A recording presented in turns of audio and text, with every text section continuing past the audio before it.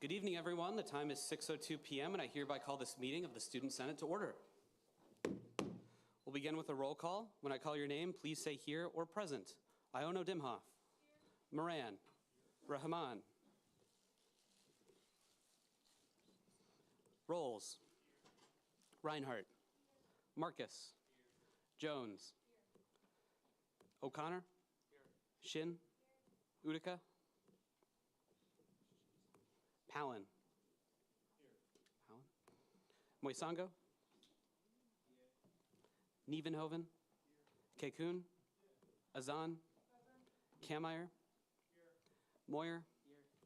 Hartley. Agarwal. Shamsai. Verriger. Snyder. Momini. Nondal. James. Bailey. Dugan. Neal. Sloop. Pursley. And Cronin. With that, we do have quorum for the evening. We'll move next into the Pledge of Allegiance led by our Acting Sergeant at Arms.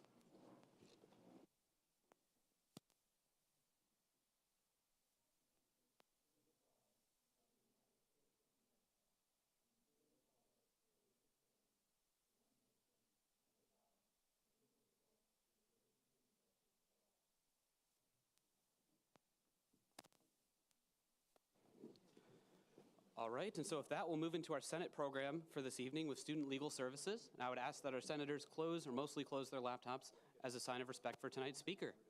This time is yours. Welcome, everybody. I'm really glad to be here this week as opposed to last week. So I think Alexandra deserves a round of applause for canceling last week.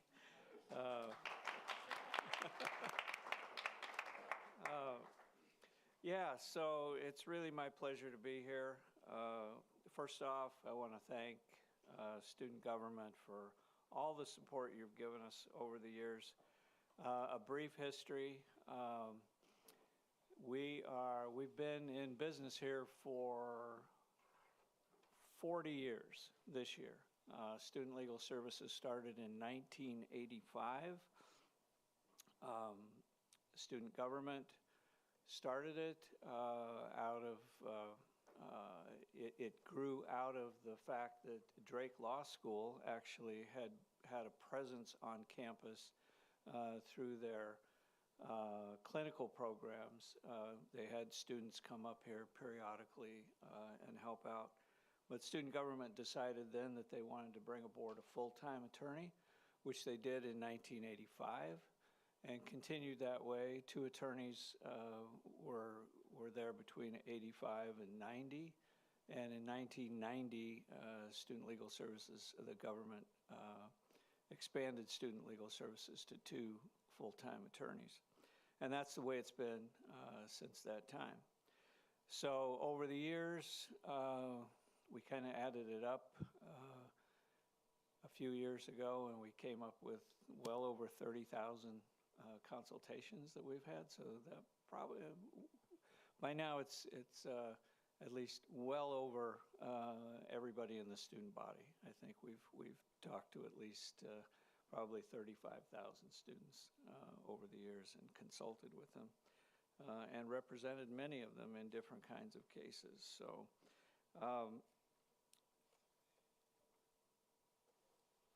you want to go to that slide that tells us what we do, services. So we'll consult with students on basically anything, any legal issue that they might be experiencing. My colleagues, other attorneys, I don't think they kind of outside of the student legal service sphere. I'm not sure that they have a real appreciation for what students go through these days. Students are impacted by economics, by just the situation that they find themselves in as citizens, as participants in everyday life, just like everyone. And you have the increased anxieties associated with paying for college, paying for things that we know are expensive, one of the things that we try to provide, and we think we do a good job of that, and we hope you think so too, is by providing the service of student legal services, that's one less thing that you have to worry about in the event that something comes up in your life that's of a concern.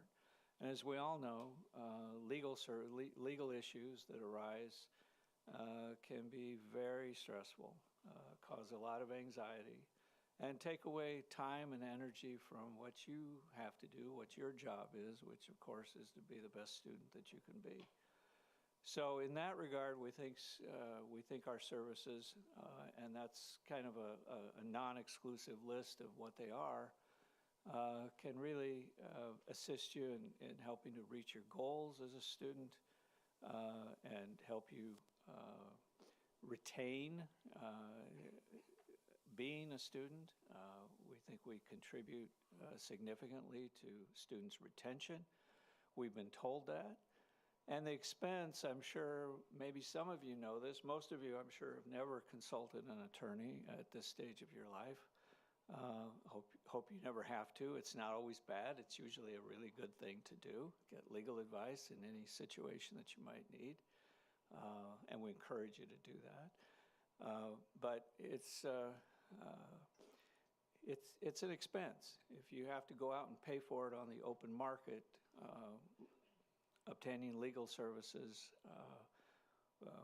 unless you qualify for some kind of legal aid program or from a nonprofit, legal services are quite expensive these days. So in that sense, we think we can save you money. We think we can save you a lot of stress and anxiety, and by helping out in any of these kinds of areas. So go ahead, next slide. Yeah, the staff has changed.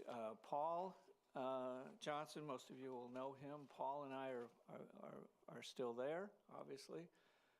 Debbie left us in the spring of 2023, and in that time, we've had some temporary staff help us, but we recently have a new staff member. Joy Troger is her name. Joy just joined us on January 27th of this year, so she's taking a deep dive. You all know what your budget process is, so she's helping us take a deep dive into the budget process right now. That's takes a lot of work to get that together for our office. So she's really getting her feet wet, and she's a great addition to the office. Stop by anytime you'd like and say hi and welcome her to Iowa State. She is an Iowa State grad, and she's absolutely thrilled to be back here at her alma mater. She's really, really enthusiastic and doing a great job. So go ahead, yeah, next slide. Impacts, I think we've talked about it a little bit. Let me highlight the first one there, protection of your legal rights. You know, every encounter that we have with a student, we really feel like it's an opportunity to do two things. One is to impart knowledge, use it as an educational opportunity so that the student learns from it. I don't know, let me see a show of hands. How many of you had a course in high school or maybe even college now? I know there's been some curricula come up recently, even on campus, that deal with civics. How many have had courses in civics, formal courses? So a good many of you. So you know what I'm talking about. But for many years, I think this is just kind of a trend that's happening again, where people are realizing and understanding the significance of learning about government and civics and the legal process. I think that there was a gap for many years, and so when we meet with a student, and it's a new issue for the student, it's interesting to be able to impart to them the knowledge and information about what the legal process is, what the judicial process is. So those who have had a little background in civics, maybe had a course in it and have studied, that branch of government a bit, will have a basic understanding. But each individual case, each individual consultation gives us the opportunity to really impart knowledge and information going forward that'll serve the students long after they're no longer at Iowa State. And of course, part and parcel of that is our job, which is to help protect their legal rights and explain what their legal rights are within the process, within the judicial process, or the legal process, and how all that works. And again, I think our service, our statistics support that our services contribute to student retention and success, student well-being. That, as I say, as you all know can imagine, legal problems, legal issues that arise, particularly unwanted ones, can create a lot of stress. And it doesn't have to be a criminal matter, which of course is very stressful for anybody going through it. But it can be anything related to even a civil matter. When we get to a slide here in a minute that shows kind of a percentage of what we do, the kind of cases that we deal with, one of the highest percentages we deal with is housing, landlord-tenant issues, roommate issues, things of that nature. Years ago, I worked in a prosecutor's office where we had an office, a department that was called neighborhood mediation. It was a neighborhood mediation program. And it was really significant. It was new at the time, and the idea was that when people go off to work in the morning or study or whatever they do, and they come back home,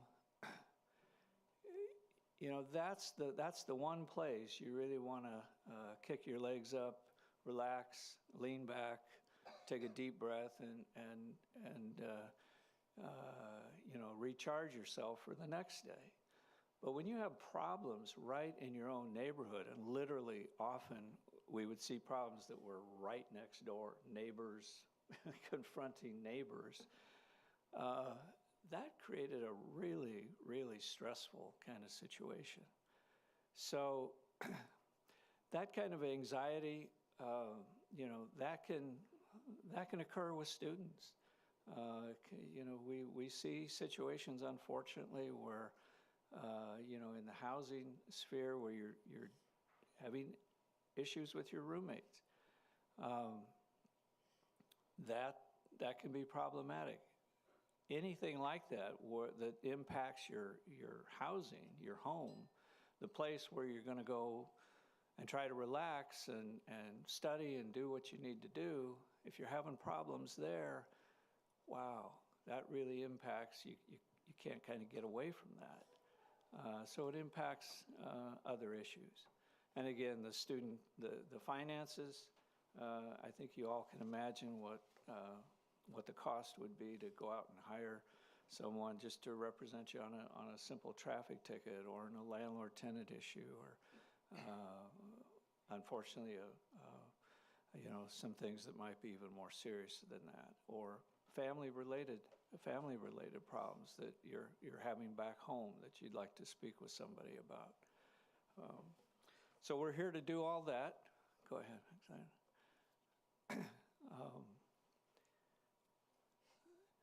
This just is kind of a chart that gives us an idea of the kinds of cases we handle and the percentages. I think some of those numbers, they're a little small for me, but I can make it out, but I made a copy just in case. So 37% of the criminal cases are really simple misdemeanor issues, 17% are other kinds of criminal issues, 16% serious misdemeanors. I don't know if anybody wants me to. If you ask questions later, I can tell you what the criminal penalties on each of the simples. There's the lowest on up to Class A felonies. So we do get a fair bit of students wanting to talk about expungement and helping them get things that might have gotten onto their so-called record expunged from their record. And then, of course, we consult on felonies, aggravated misdemeanors.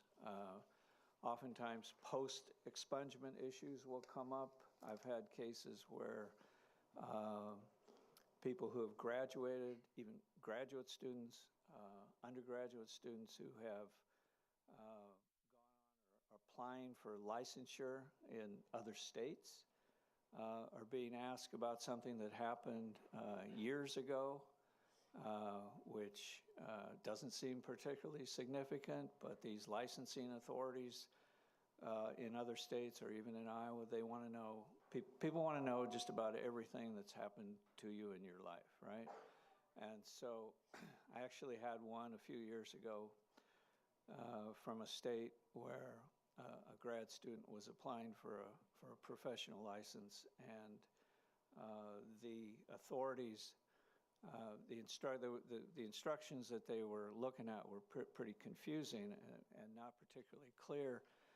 And when we contacted that authority in the other state, they said, well, basically what it comes down to is that we don't care if a judge told you you never have to talk about it again. We don't care if your lawyer told you you never have to talk about it again.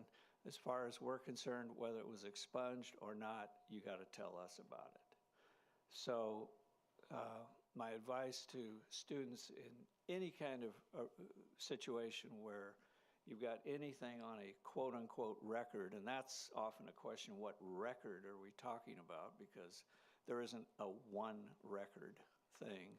Records are, you know, what we've done in our life, and there may be reference to a particular record. But it's always a good idea just to get legal advice about that kind of an issue if you have any questions about that. So that's just an aside on the expungement matter. Then go ahead, Alexandra. The next slide deals with housing.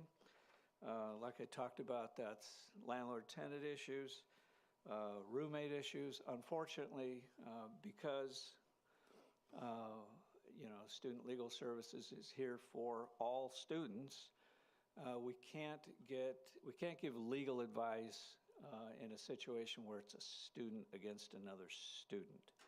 And the simple reason for that is because, as you can imagine, the conflict of interest. You have one student coming in one day to see me about the roommate problem, and the roommate comes in the next day to see Paul about the roommate problem, and they very well have likely two different versions of what's going on. So in those cases where we can't handle the situation because of the conflict of interest, we'll make whatever referrals are necessary so they can get some legal advice elsewhere at a reasonable or virtually no cost.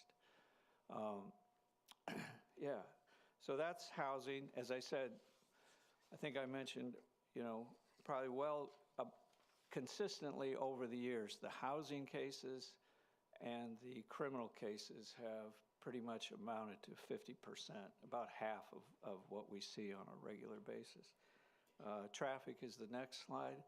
And we do a lot of traffic. There's a lot of traffic offenses. Let me just say with respect to that, because this just came up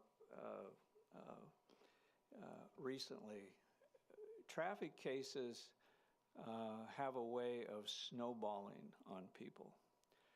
So you may think that you got this ticket and it's not a big deal, right? It's a relatively even minor, say, speeding violation.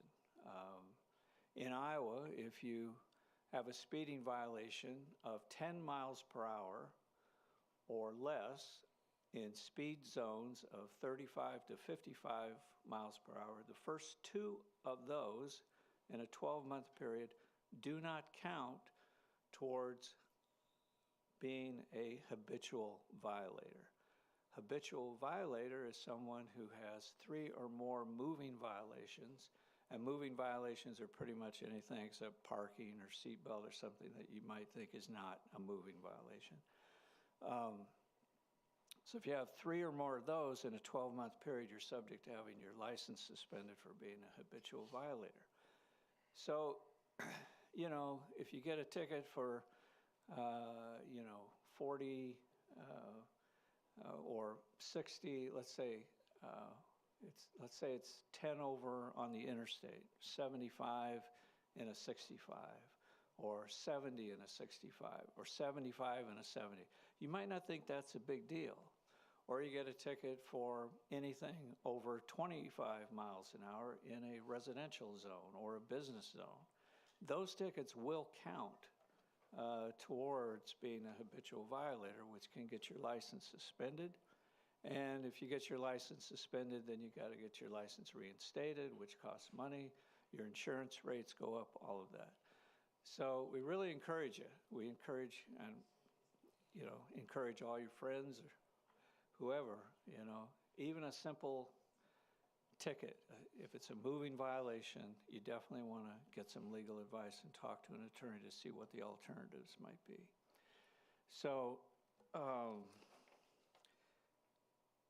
and I think you all know we have a Financial Responsibility Act in this state, and the penalties, the tickets for not having insurance, if you find yourself in that situation, and can be a real hit to your pocketbook. So I just want to thank you again for supporting Student Legal Services for 40 years and beyond. We really appreciate the opportunity to be here and talk with you about our program. Feel free to stop by. As most of you know where we are. We're up on the 6th floor now. For decades, we were downstairs in 0367, which is at the bottom of the stairs that are across from the M shop. And you may, if any of you stopped in then, we moved up in September of 2022. So most of you are probably not around at that time, but some of you may have been. And we had no windows. We didn't really have any space. We were really shoehorned in there with law books and a few chairs. But if you walked in the door, you were right on top of Debbie, our former office manager and secretary. And this space we have right now is fantastic. So we really appreciate all your support. Any questions, any concerns, feel free. Is on.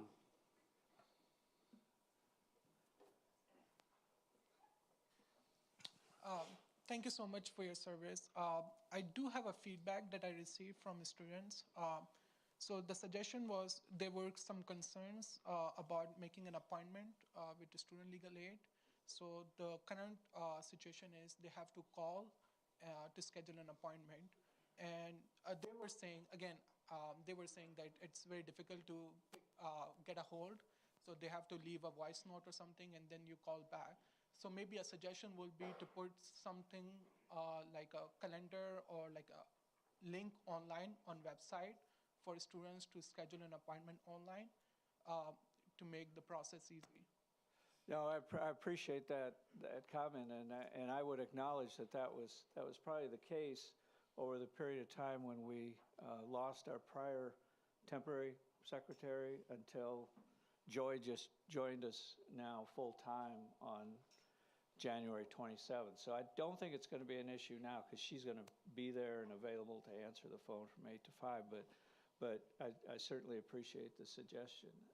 And going forward, if you hear of those kind of concerns, please bring them to our attention again. Awesome. Thank you. You bet. Thanks.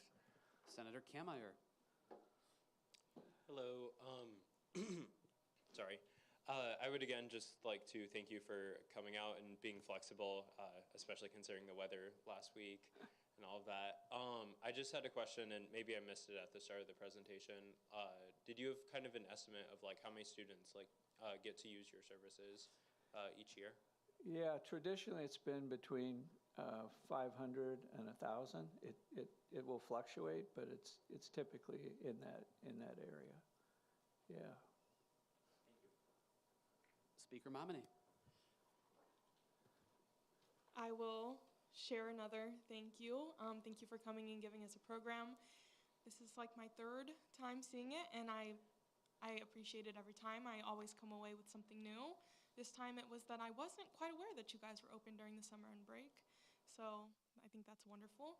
Obviously, the help and advice that you guys give doesn't stop just because school's not in session. So thank you for that. And then, sorry about some of the technical difficulties. I think everybody got a peek at my cat sitting on my printer. So with that, I just want to say thank you again. Thank you for coming out. Thank you. Thank you all.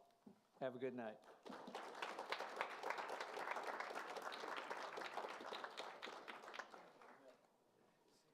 Thank you very much for being here. We appreciate your time. With that, we'll move in open forum. Open forum shall serve as an opportunity for students to speak about any issues relevant to the student body. Once again, if you're here for open forum, I would ask that you approach the podium at this time, and I would ask that our senators keep their laptops closed or mostly closed as a sign of respect for our speaker. This time is yours. Hey everyone, I'm Eric Gertis, your Director of Outreach for Student Government, and I've been asked a few times recently about how students can and are getting involved in student government. I think it would be beneficial for the body to learn how our application process currently works and give a brief recap of our outreach efforts so far this term. As many of you know, at our outreach events this year, whether it be Club Fest, DIS, Homecoming, or the Student Government Expo, we provided students with a sign-up sheet and more recently a QR code that takes them directly to our interest form. We also had a successful Welcome Back campaign where these QR codes were placed all across campus. Almost 200 students have expressed interest with this form. Now, how does a student access this QR code if they don't attend a student government event? Well, the process is pretty simple. In fact, it only takes 2 clicks to get involved. If everybody would give their attention to the screen, you'll see our beautiful student government website. The very first button there, it says Get Involved. The very first button there, if you would click that, then right there, you click that Apply Now button, and that takes you straight to our interest form, and all that information is put on a spreadsheet that I have access to. I then send a personalized message to the prospective students and have a conversation with them about their major, their residence, and what specific position they're wanting to have in student government. I then refer them to the proper chair or constituency council to get them seated. For example, if they want a Senate seat, say a UROC seat, they'd have to be referred to that seat's constituency council. And from that point, it's really out of student government's hands until they choose that student as their nominee. Then, as you all know, they're sent back to us, and then we vote whether or not to approve them as a senator. Now, this new streamlined process has allowed us to have the highest membership we've had in student government in the last 4 terms. To put that in perspective, today we have over 100 members. That is a 25% increase of membership from last year's administration.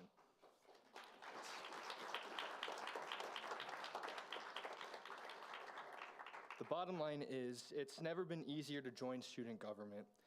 The process is as easy as it can be and accessible for each and every student here at Iowa State.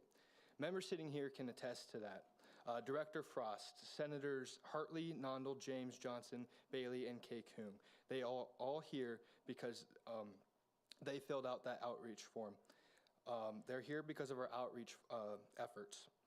We had a 15% conversion rate from that interest form last semester. I'm proud of our PR team and for all members and committees sitting here tonight for helping with recruiting efforts. I'd also like to thank our leadership, Martin, Quinn, Momini, Josie, Eric.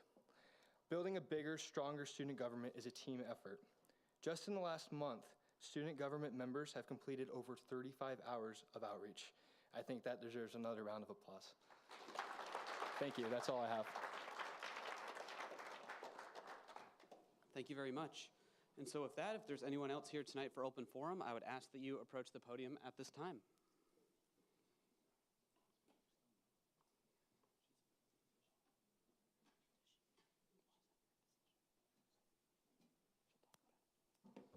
Hi, everyone. I'm just going to quickly introduce both myself and my new position. So my name is Beatrice Baker, and I am a freshman. I'm majoring in international business and marketing. I am the Director of Campus Relations for First Year Council, which, if you didn't already know, is a club dedicated to informing first-year students about the numerous different leadership opportunities that Iowa State offers. So my role in this club is to reach out to leaders of other organizations, such as student government, and schedule times where they can come and teach first-year students about how they can get involved. I'm also involved in my residence hall council, and I frequent Chinese language club. I'm so excited to take on the role of Director of First-Year Experience in Student Government and become a liaison between both student government and first-year council to further connect, foster the relationship between our two clubs, and continue to keep working and involving first-year students in Iowa State. So thank you so much.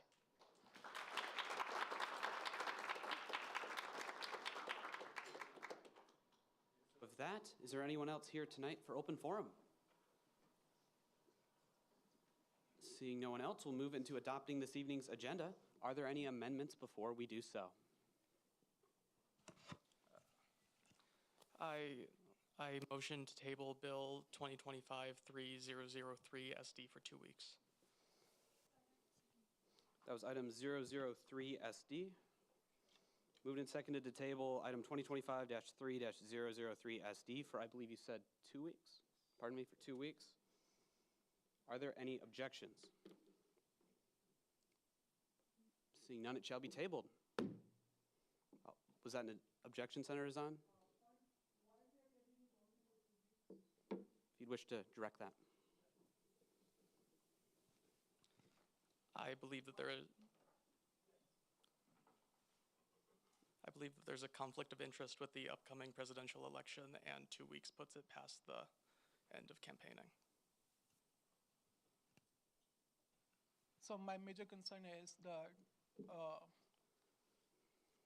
we do have limited time left. So if you're going to table it, we can table it indefinitely because we do have limited time left for this session. So there's nothing much in terms of projects or anything a senator can do if we're going to table it. All right, if you'd like to have Speaker Momney respond to that. Yeah. I would agree with 2 weeks being appropriate. Next week, we are officially launching the Pathways program. Senators will be assigned to their mentors, and we will be ensuring that no matter who is joining when, that they will be either added into or be able to complete their own project and initiative. That's not a concern that I have. So we have 6 more sessions, 7 more sessions left. Weeks. Yeah, how many more sessions do we left for student gov in this term? You mean Senate meetings? Yes. About 6. Okay.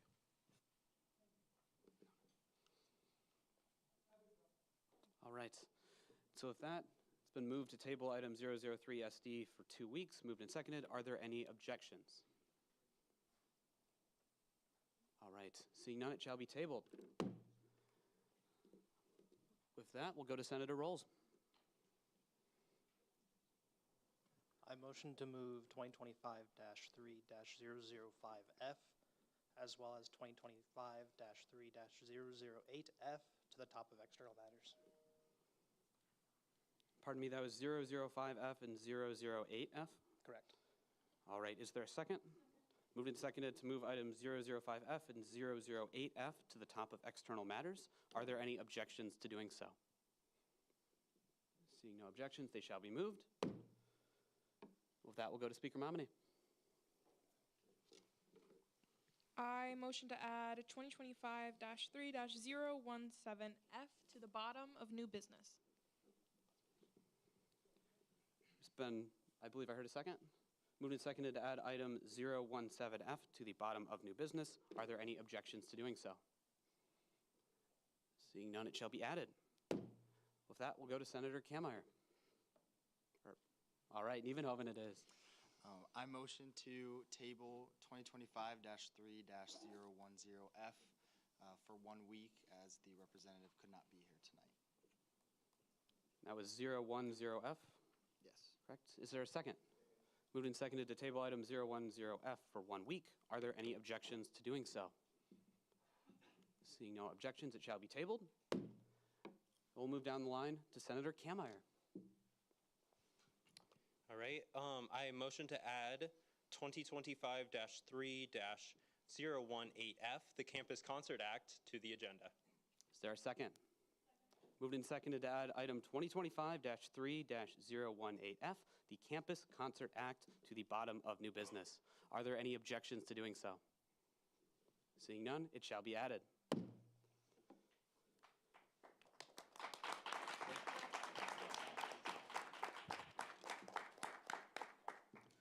All right, so with that, are there any further amendments to tonight's agenda? If not, is there a second? Some combination of that was moved and seconded there to adopt this evening's agenda. Are there any objections to doing so? Seeing none, it shall be adopted. We'll move into approving the minutes from last Senate meeting. Is there a motion to do so? Is there moved and seconded to approve the previous minutes? Are there any objections to doing so? Seeing no objections, they shall be approved. We'll now move into committee reports, starting with Speaker Momini and the Rules Committee. Rules Committee is continuing on its path of meticulously picking through the bylaws and finding just about anything that we can that's wrong with them and just about anything that we can that we think will make our organization run better. I think it's going pretty well. I hope that my senators are enjoying it as much as I am. That's it. We meet tomorrow. Join us if you'd like. With that, the floor is open for any questions or comments for the Rules Committee. Seeing none, we'll move on to Finance. Evening, all. Couple things for me tonight. So you guys will be voting on 6 bills as opposed to 7, as we just tabled one. We had a lot of really good discussion regarding those 6 bills. All of them will be presented to you tonight favorably from the Finance Committee. We spent a lot of time discussing them, and we feel that they're ready to go. And regarding the annual allocations, we just finished our last information session this past weekend. We have over 80 clubs signed up for funding for FY26. That is continuing the tradition of, or the trend of, every year we're getting more clubs coming to student government for annual allocations for funding for the first time. Of those 81 clubs, roughly around 25% of them are getting funding from student government for the first time, so that's a good thing. And because of the amount of clubs that came to us, we had to add another day.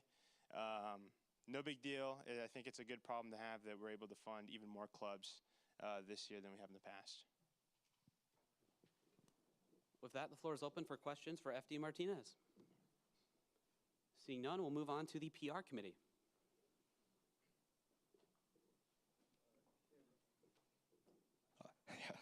Hey everyone, not much for PR at the moment. Currently, we're just implementing our new guidelines to our posts. They look really nice if you haven't, well, everybody's seen them, obviously. We're also going to be ordering some student government merch really soon for future outreach events using our new brand guidelines and logo. That's all I got.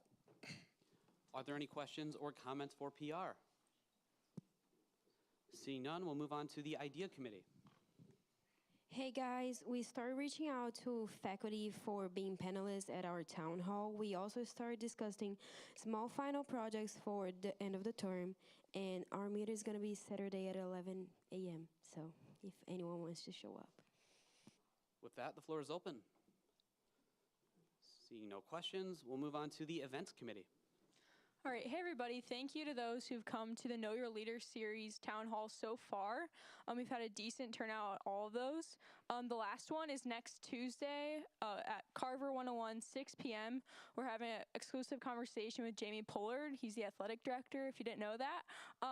But we're really excited, and we want that auditorium to be packed. It's going to be kind of embarrassing on student government's part if we bring him there to talk to him about different things, and it's not packed. So bring all your friends, bring all your frat and sorority sisters and brothers. Bring everybody you know so that room is really full. And thank you to everybody who's helped and signed up. We really appreciate you guys. Any questions or comments for the Events Committee? Seeing none, we'll move on to Local Affairs. Hi, everybody. So Local Affairs has a few proposed topics prepared for the joint meeting on March 26th, and I'll send a message in the general chat after Senate tonight that will outline what the topics are. We're still fine-tuning the agenda with the timeline of the meeting and the order of discussion. If there are any topics that you do not see covered on the proposed topics list, please reach out to me on Teams, and Local Affairs will review those topics and get back to you. Tomorrow, Eric and I, Senator Rolls, will have a SciRide meeting, and we are open to any questions regarding SciRide. And the Local Affairs team is also still working on our Ames FAQ and our SciRide FAQ. So please submit your questions. You can submit them in the form that I put in the general chat a few weeks ago, or you can send me a Teams message. Thanks, guys. The floor is open on local affairs. Seeing no questions or comments, we'll then move on to sustainability. Hi guys, some exciting news. We got our recycling magnets. They have QR codes to the ISU government website, and a portion of it is dedicated to recycling. So we'll be having these at Sustainapalooza to give out, which, speaking of, is on Monday from 5 to 8, right across the hall. Definitely stop by. It'll be so much fun. They have a lot of good food. I'm hoping they're either going to have lavender or honey lemonade, and it's going to be really good. And we're going to be tabling. There's going to be a ton of other tabling organizations, clothing swap, everything. So definitely be there. Also on Tuesday, they have a lecture series at 6 o'clock, which I know it interferes with the town hall. But I will announce, I'll be there announcing the lectural, so it'll be super exciting. Other than that, we have a lot of stuff we're planning for Earth Week. On the 22nd, we're doing something at Friley for tabling for dining. And then on the 26th, we just set our date for our event at the Resource Recovery site. So that'll be super good, and we'll be sharing things later on that. So, yeah. With that, the floor is open. Seeing no questions or comments, we'll move on then to health and wellness.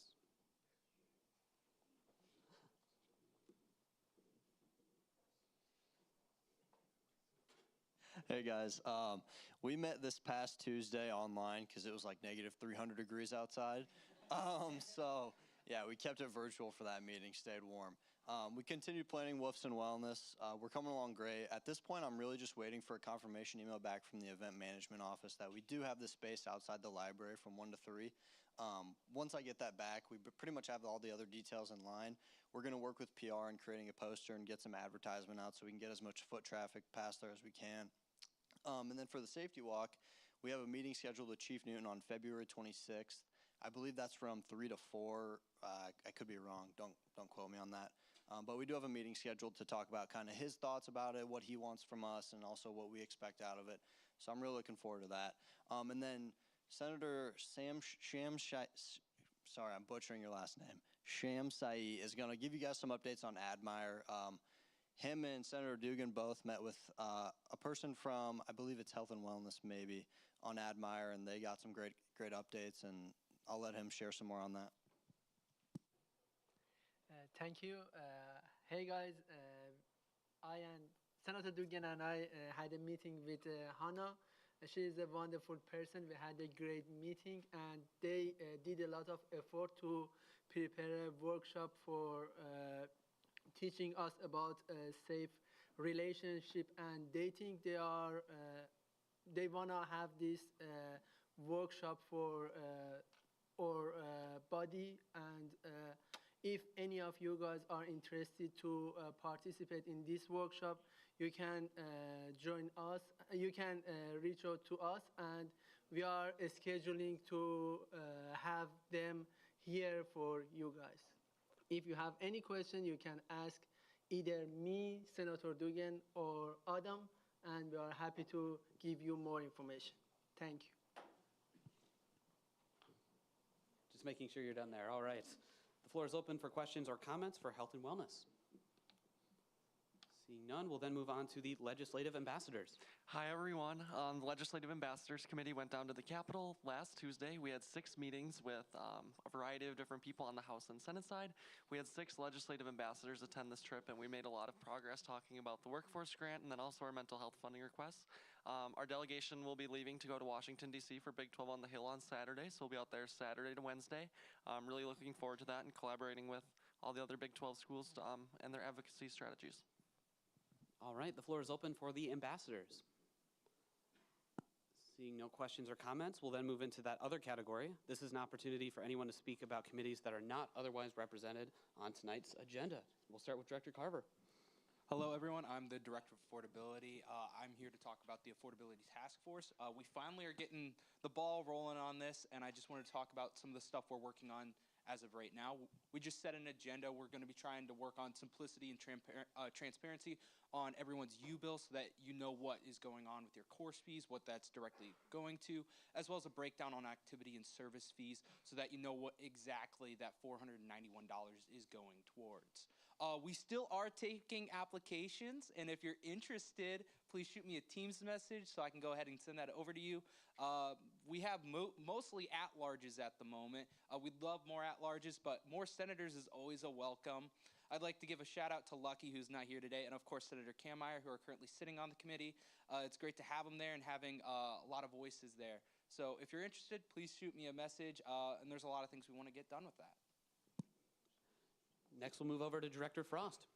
Hey everybody, I just wanted to take a moment and say thank you so very much to everybody who came to the joint Faculty Senate Student Government meeting the other day.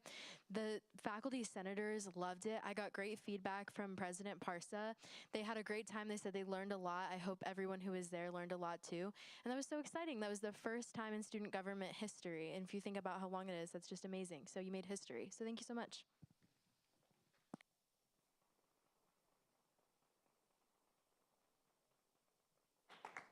All right, with that, any further updates in the other category? Seeing none, we'll move on to comments from the judicial, pardon me? Oh, sir, go ahead, I didn't see you there. Hi, everybody. I don't know if you remember me. I'm the nonprofit coordinator who got appointed recently. I just wanted to bring a couple updates. We are starting, or not starting, but we're bringing back to life the Food Insecurity Task Force. I already have one of the senators reach out, and I would love to see some more involvement with that. I'll send out a mass email to whoever's interested. You can always contact me as well at sur04@iastate. It's a task force that we'll be looking at to fix some of the food insecurity problems on campus and off campus. And I would love to hear your opinions and whatever you have to bring to the table. Especially since I'm new to the role, I would love to get some support and guidance in this area. So if you're ever interested, please shoot me an email and I'll get you started on that. Thank you. All right, with that, is there anyone else I'm missing for the other category? I believe, again, seeing no one for that, I will move on to comments from the judicial branch. All right, seeing none, comments from our advisor. Hello, everyone. Just a couple things. One, great debate last night, so congratulations to everybody that that participated and all that. Just a reminder that the presidential debate will be coming up in 2 weeks. So please come out and make sure that you participate and that you get to do that. You've got some really hardworking friends going forward. And then the election will be soon after that, so please encourage people to get involved and cast their vote. If you have any other questions, let us know. The advisors are here, and we're happy to help. Any questions or comments for our advisor? Seeing none, next we'll hear comments from the executive branch with President Hirsch.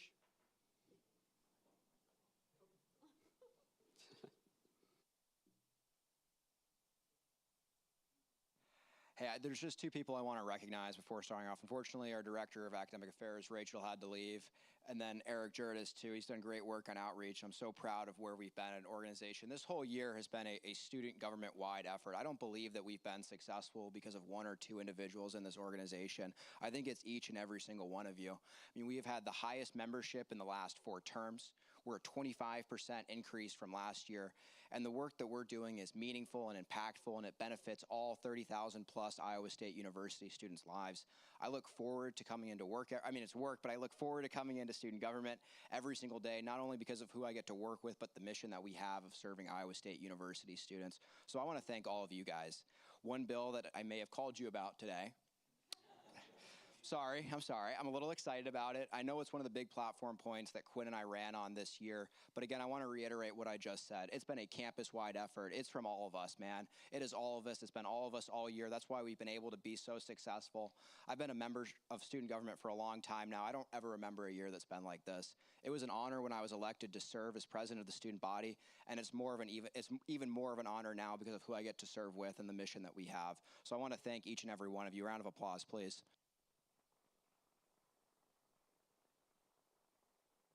And if you have any questions about the concert bill or anything else that we have going on in student government, please reach out to me, Quinn, speaker, vice speaker, chief of staff, whoever it may be. I'm ready to answer your questions. I'm excited to talk about the concert. I'm so proud of each and all of you. Thank you so much.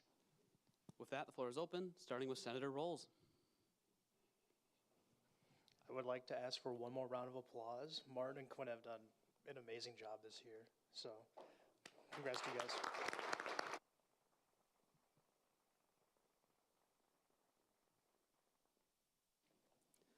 With that, the floor is open for any questions or comments for the executive branch. Seeing none, finally we'll move on to comments from the Election Commission. Hey everybody, as Brad said, thanks everybody for a great debate. We thought it was fantastic. Just as a reminder for everybody, our presidential debate, can everyone hear me? Is this working? Okay. Just a reminder, the presidential debate will be next week, February 27th at 6 p.m. in the Great Hall. So we hope to see you all there. If you can't make it, we will have it on our live stream, and we want folks listening, you're able to ask questions in our audience question period. So we want to get as many people there so all of you know all the fun ideas that candidates are proposing. Another thing is the election is going to be March 4th and 5th. So encourage anybody you see to vote. We're trying to increase turnout this year. Last year we had about 3,400 students voting. We're hoping to get that to 4,000, even 5,000 voters. So as you're out there, talk to people, convince them to vote, even if you're not running. And some really exciting stuff that we're working on is we're in a competition with the University of Iowa. So if we get more votes in our student government election, we will get a trophy that we're working to get. So we do not want to lose to Iowa. We have beaten them for the past, 4 or so years. Let's keep it that way. Let's beat Iowa. Let's get that trophy. So once you're out there, go talk to people, go convince them. With that, the floor is open for any comments or questions for the commission. All right. Seeing none, we'll get right into our business for this evening, starting with External Matter 2025-3-004F, the Ghana Students Association event funding with Senator Kameyer. I believe we agended. Changed the agenda. We agended the agenda. So I believe it's Cyber Robotics Club, which is first. So -005F. All right. Thank you very much. My copy might not be updated on that. And so that will move into instead item 2025-3-005F, funding for the VexU Cyber Robotics Club 2, I believe also with Senator Kameyer. So I believe we have a familiar face who will be presenting this bill. While he's making his way up, I have to get this out of my system. Let's beat Iowa. Completely agree with that. This first bill of the two is requesting funding for our registration and travel to Worlds, along with, if I believe, registration and travel to St. Cloud's as well. If you can, Omaha, my bad. There's another bill for St. Cloud, but yeah, this is just funding for registration and travel fees that we're looking for, and hopefully we're able to get a bit more funding to be able to go to our Worlds competition. We're almost there. Help us get over that line. That's all I got to say. With that, the floor is open, starting with Senator Verriger. I'm just making sure, but I would like to move to add Senator Rahman to the roll. Is that right? Thank you very much. Moved and seconded to add Senator Rahman to the roll. Are there any objections to doing so? Thank you very much. With that, she shall be sat. All right, moving then to Senator Kameyer. I saw you first. You get to go for it. All right. I forgot to say this, but this did pass through favorably through Finance Committee. Vice Speaker Pursley.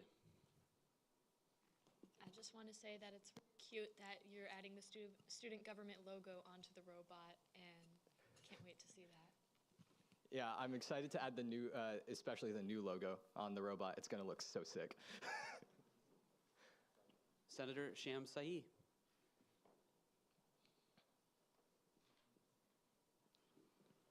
I just want to ask you one question that why you don't put both of your requests in a one bill and you give us two bill. So the other one was requested before winter break, and this one came after, and because we are in the process of qualifying for Worlds, and we're preparing for it, and we have our interest forms out for our entire club ready to go. And once we got those, we want to put it in before saying like, oh, we only have 5 people going, and then being like, why should we even go, right? So we waited till after break, so we had all the details of how many people were going, if we were going, and all of that. So that's why this bill came after that with further detail. Moved and seconded to end debate. At this time, are there any objections to doing so? Seeing no objections, any closing comments with Senator Kameyer? I would just say, Hamath, stay put. We got one more. Yeah, I know. Phenomenal point, all right. So with that, seeing as this is a finance bill, we'll move directly into a roll call vote. So when I call your name, please say yes, no, or of course you may abstain. Starting with Iono Dimhoff, Moran, Rahman, Rolls, Reinhardt, Marcus, Jones, O'Connor, Shin, Palin, Moisango, Evenhoven, Kekun, Azan, Kameyer, Moyer, Hartley, Agarwal, Sham Sahi, Verriger, Snyder, Momini, Nondal, James, Bailey, Dugan, Neal, Sloop, Persley, and Cronin.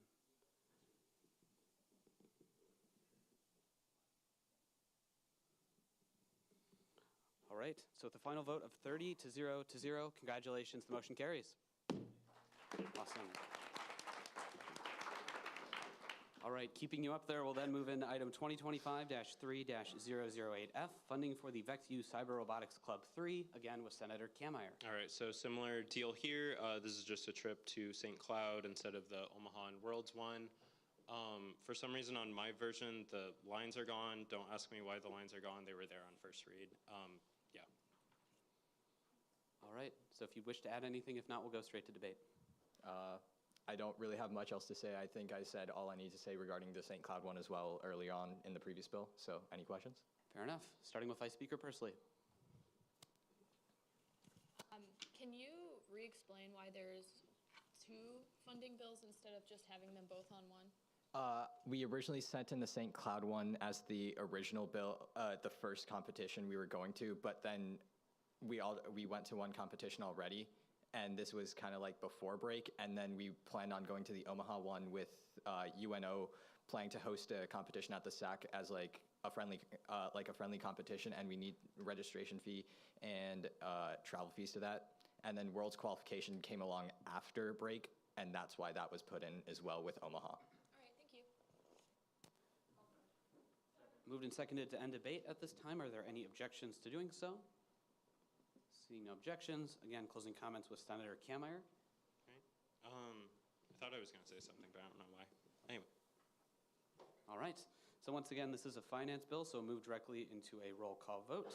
Starting first with Iono Dimhoff, Moran, Rahman, Rolls, Reinhardt, Marcus, Jones, O'Connor, Shin, Palin, Moisango, Evenhoven, Kekun, Azan, Kameyer, Moyer, Hartley, Agarwal, Shamsai, Verger, Snyder, Momini, Nondal, James, Bailey, Dugan, Neal, Sloop, Persley, and Cronin.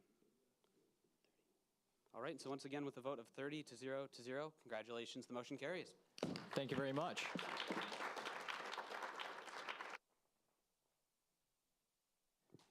Next, we'll see item 2025-3-004F, the Ghana Students Association event funding with Senator Kameyer.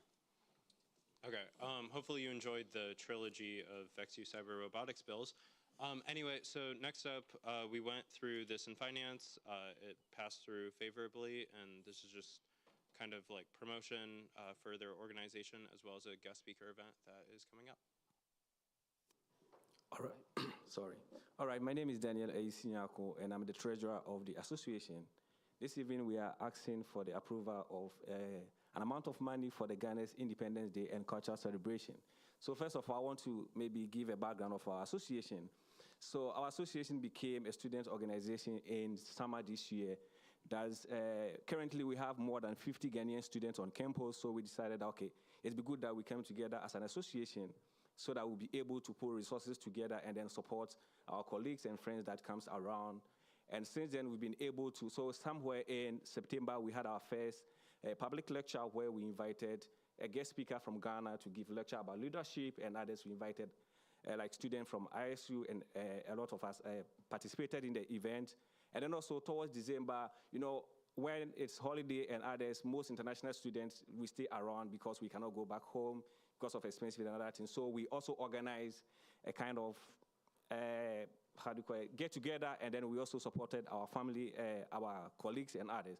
So the Ghana Independence Day celebration is something that like every Ghanaian that are outside will celebrate every year. So Ghana gained independence on the 6th of March, 1957, and it's something that we celebrate every year because Ghana is the first African country to gain independence. So here, what we're trying to do is, because we are students, we want to include academic activities.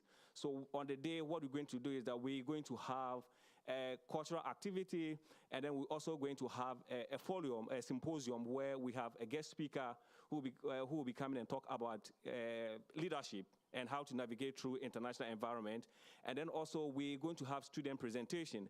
Majority of the students are graduate students, so they're going to present their research. They're going to share their research to the ISC community, and then we see the way forward how it applies to the international community and then also their country. And then we're also going to have a cultural display that is going to display the culture of Ghana to the ISC community, so that we'll be able to know the culture and then the custom of Ghana. And then the last thing will be a banquet that we're going to serve Ghanaian food, that is Ghanaian meal and other things for the ISU community or Ames community to enjoy the Ghanaian meal and then the African culture. So in brief, that is what we are requesting the money for. Thank you. Thank you, and with that, the floor is open, starting with Senator Azan. Okay, two questions. So the first question is about the guest speaker cost. What is for? Can you explain what do you mean by like what are you providing for the guest speaker that you need the $500? Okay, thank you very much. So first of all, we reach out to lecture series because they are in charge of inviting guest speaker and others. But unfortunately, because our event happens on the 8th, which is Saturday, so they said they cannot find event that is on weekend. So because of that, we have to fall on student government for the funding. And what we are providing the money for is that's hotel accommodation. The guest speaker will spend 2 days, so 2 nights here. And then also we'll also provide stipend. No, sorry, not stipend. We'll also provide something like a gift card to the person that's going to talk about. So that's what we're going to provide the money for. So my question is to Finance Director Evan, because as far as I remember the PNC, are we following the PNC or do we have to waive anything there? Because it kind of considered as a salary category or a gift card or something to guest speaker. Senator Zahn, thank you for bringing that up. Good point there. But if you look into the PNC, the FY25 version of the PNC, we do have an entertainment clause in there, which this falls under. And because this group already went to Committee on Lectures and the Event Funding Board and went with them first, and because they weren't able to fund it, it then becomes eligible for us to fund it. And the Finance Committee considered this expense as just a fee for the speaker. So yes, we had extensive discussion under whether or not the committee was going to consider this under the entertainment clause, and the committee felt strongly that it did. And please, I don't want to speak for the committee if you guys don't feel that way, so please speak up. I'm still confused. How does it fall under as an entertainment for gift card? Sure. So I'll just read you. Yes, because I do remember going through the PNC Yeah. 2025 in detail. And there are certain things that we do give option for finance committee to do case by case. But if a category is funding ineligible, Yeah. there's no option for so finance committee to the do committee case is, by case. as you see on the bill there, it doesn't say gift card, it just says guest speaker fee. When COA does their audit, they're going to consider this only that money specifically for the guest speaker fee. Outside of that, then it would be on the group for them to pay that out of their pocket. So all the money that we're giving towards this for a guest speaker fee, which does abide by the entertainment clause of the PNC. And again, we had extensive discussion on this. Okay, I yield. Thank you. We have a lot of expenses, and ICE is our biggest expense, and we're just asking for some help from student government. We have home games where a lot of students, open to any students, so it's not just funding for the 30 members on the team. We're club open to Iowa State students. So.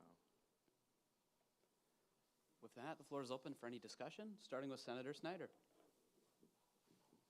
I'd just like to voice my support of this bill. We worked with them during the tabling of the PNC. They've been very present and flexible on getting their funding priorities in order, and I would just like to throw my support behind this bill. I yield. Next is Senator Azan. Okay. You mentioned about 30 members right now for the club. Do you prefer any prior experience in order to join your club, or you don't need to have any experience to join your club?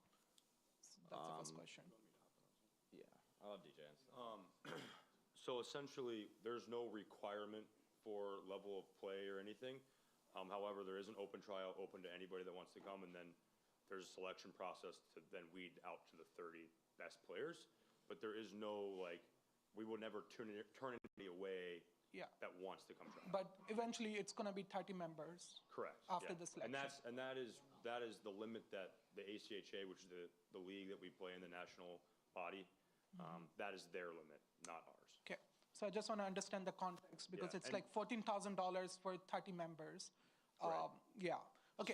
So and typically, I think our ICE expense this year was around, what was the total? It's on the bill. Okay, It's on the bill. Yeah, it's on there. So, I mean, that's obviously a small fraction of what we pay out of pocket for the whole year. Okay. Can you explain the term? How long you're going to use that much money, or what does the time period look like? So that 37,370, that's what we spent to date on ICE, and then that 14,000 is what we will spend January, February. So it's like 2 months. Yeah. Did you reach out to any other external support, any other sponsors?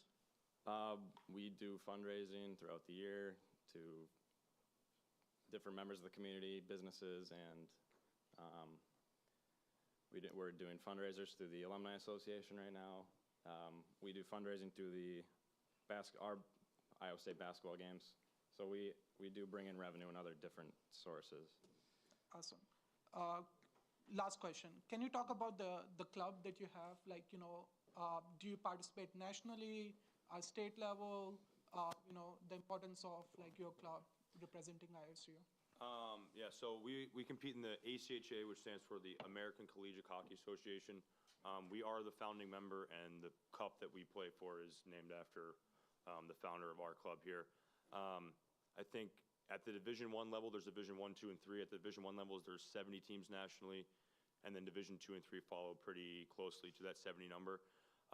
Most of the Division I schools that are in the top, I would say 15 ranked, are varsity sports at their respective schools. That includes Minot, University of Ohio, and Liberty, just to name some. So it is a nationally, I don't know what you want to say, a nationally viewed league, and we are also in a conference under the ACHA called the MCH, which we have that coming up as well. So. Okay, awesome.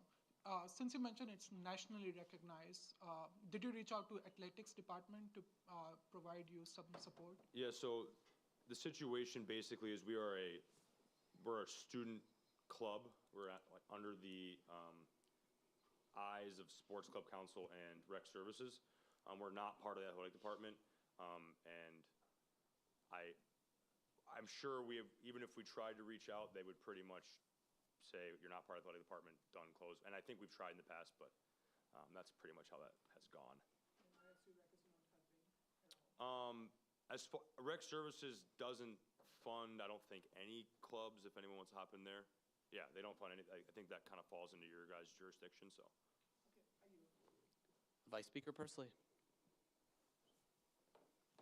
I would just like to vouch for men's hockey here at Ohio State. I just recently went to senior night, and it was really cool. I also just encourage everyone to go because it is a really awesome event, and there are a lot of people there and a lot of fun things going on there. So I would like to put my support behind them.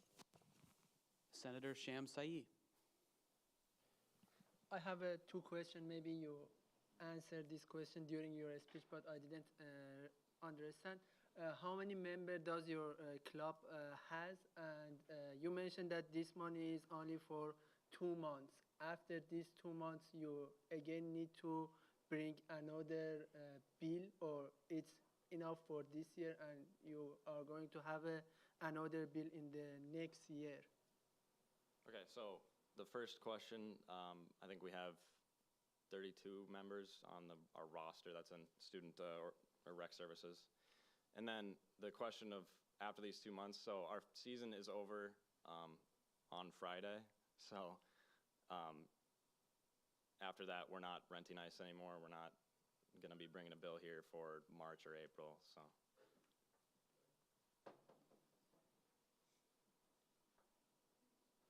So it's once a year, yeah? For needing this money for renting, yeah? Yeah, and for next year's, I mean, the allocation process, I will have much more accurate numbers for what the ice rental will be for next year. So you won't have to do this again next year. I also like to just add in,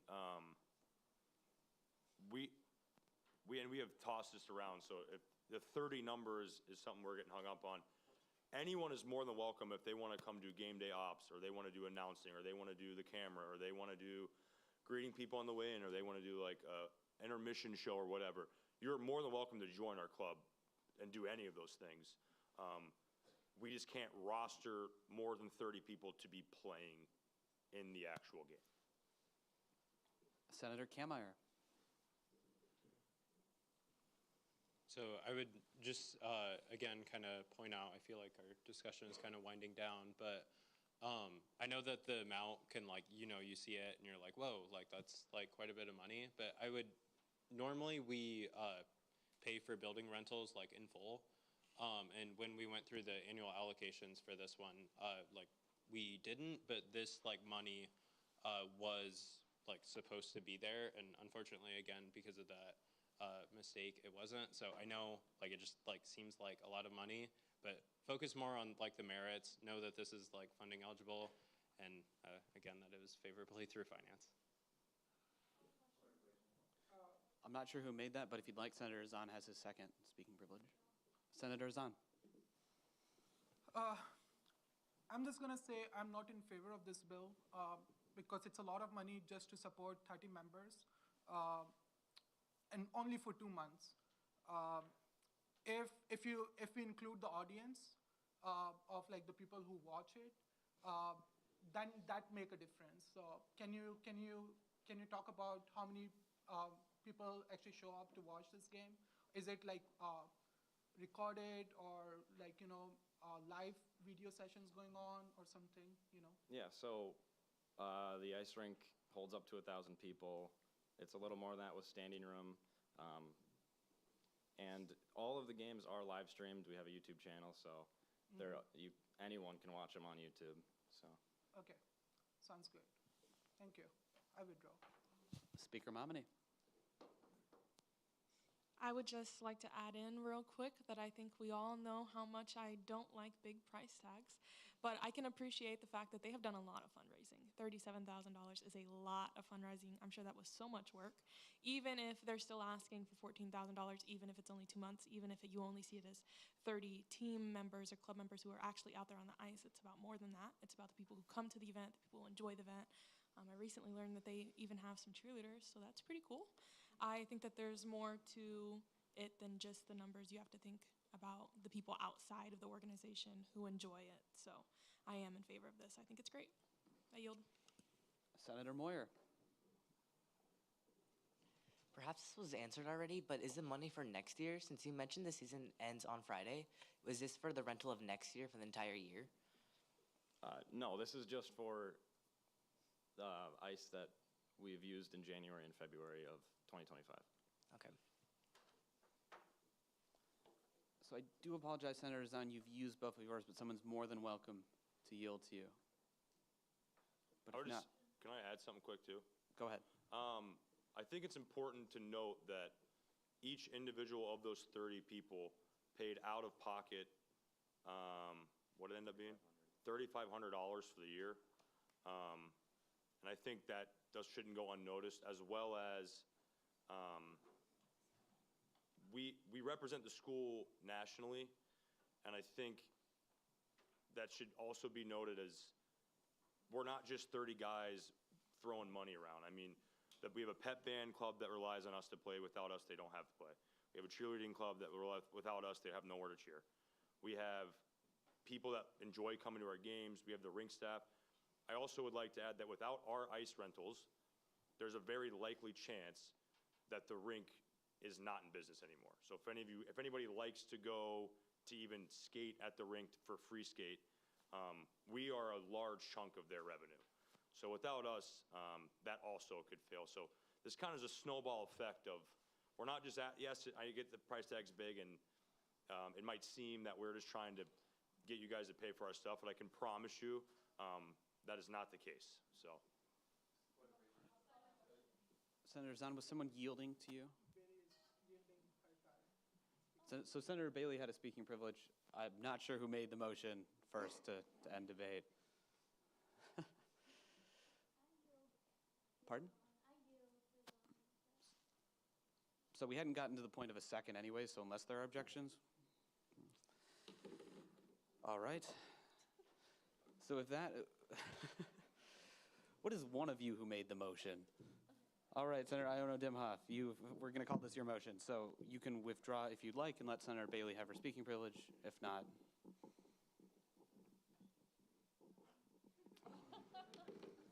all right, Senator Bailey, you can withdraw your request for a speaking privilege, or we will then vote on whether or not to give you a speaking privilege. All right. My apologies. So with that, it's been moved and seconded a couple different times to end debate. Are there any objections to doing so? Seeing no objections, we'll move into closing comments with Senator Kameyer. So I'll try and make this quick. So some of you know I'm from Omaha, Nebraska, and the University of Nebraska-Omaha. Hockey is literally the only sport that they're good at. It's like kind of embarrassing. But I always loved going to the hockey games there, and when I got to Iowa State, I was so excited to hear that we also had a hockey team. I love watching their games on YouTube, and I think that it's a just great opportunity that we're able to give them funding and support and keep the tradition going, which has been going for over 50 years. Okay, so with that, we'll once again move into a roll call vote, starting with Iono Dimhoff. Yes. Moran. Yes. Rahman. Yes. Rolls. Yes. Reinhardt. Yes. Marcus. Yes. Jones. Yes. O'Connor. Yes. Shin. Yes. Palin. Yes. Moisango. Yes. Nievenhoven. Yes. Kekun. Yes. Azan. Yes. Kameyer. Yes. Moyer. Yes. Hartley. Agarwal, Shamsai, Verriger, Snyder, Momini, Nondal, James, Bailey, Dugan, Neal, Sloop, Pursley, and Cronin. All right. Once again, with the final vote of 30 to 0 to 0, congratulations, the motion carries. Thank you, guys. Next, we'll see item 2025-3-009F, funding for the water polo tournament with Senator Moisango.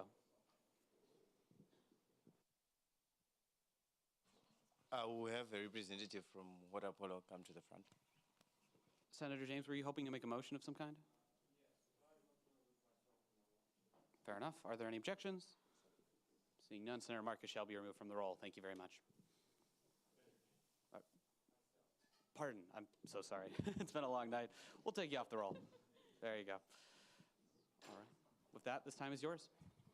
Alrighty, so the funding that the Water Polo Club needs here is basically just to transport us to and from New York, which will be significantly expensive for all the members of the club, as well as a lot of it is competition conference fees, which also take up quite a significant amount.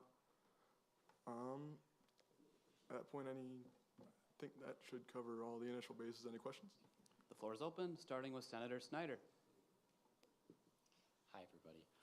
I will be abstaining from this bill. I'm a part of this organization, but I'd like to voice my full support. I've gone to our fundraising opportunities all throughout the year. I know we have another one for this year scheduled. We are doing all that we can to remain affordable, and I would really appreciate your support of this funding. Thank you. I yield. Senator Kameyer. Okay, I was gonna say it's been working all day. I hope it didn't stop. I just wanted to add that we did send this through favorably through finance, and I think that this is like really cool that you guys get to go like all the way to West Point for this competition. Moved and seconded to end debate. Are there any objections to doing so? Seeing no objections, any closing comments with Senator Moisango? Seeing no closing comments, once again, we'll move into a roll call vote, starting with Iono Dimhoff. Yes. Moran. Yes. Rahman. Yes.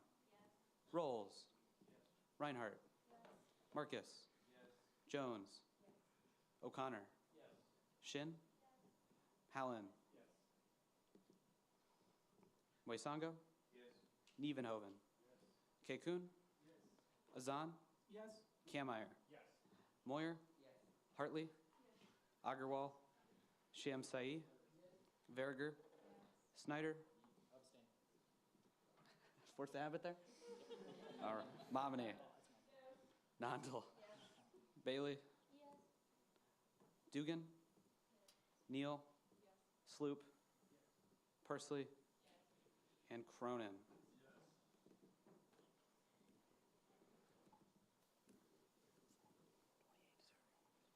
All right.